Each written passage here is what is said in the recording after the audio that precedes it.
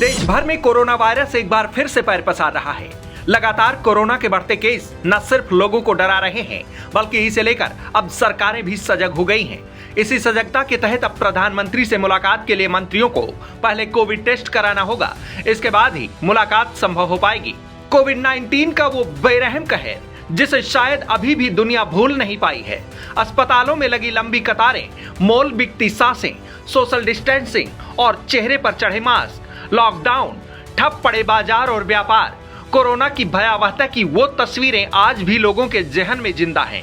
शायद इसीलिए जब जब कोरोना की आहट फिर से होती है तो लोगों की घबराहट बढ़ जाती है। फिर से वही सवाल कौंधने लगते हैं कि क्या कोरोना का नया वेरिएंट फिर से कहर बरपाने वाला है।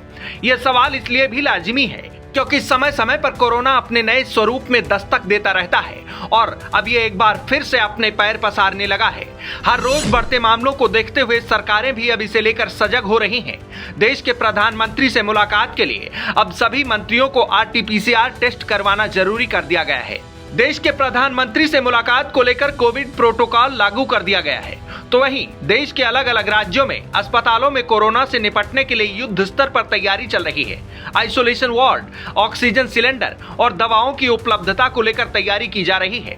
प्रशासनिक स्तर पर सजगता और सतर्कता बरतने के निर्देश भी दिए जा रहे हैं। स्वास्थ्य मंत्रालय के आंकड़ों के मुताबिक पूरे देश में लगातार कोरोना के मामले बढ़ रहे हैं।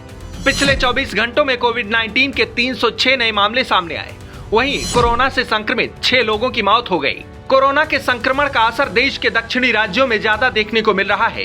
केरल, कर्नाटक और महाराष्ट्र सबसे ज्यादा कोरोना से प्रभावित राज्य हैं। सरकारी आंकड़ों के मुताबिक केरल में एक दिन में सबसे ज्यादा 170 नए मामले सामने आए हैं, तो वहीं अब केरल में एक्टिव मामलों की संख्या 2223 हो गई है। इसके साथ ही गुजरात में 114 नए मामले सामने आए हैं, जिसके बाद एक्टिव केस बढ़कर 1223 हो गए हैं।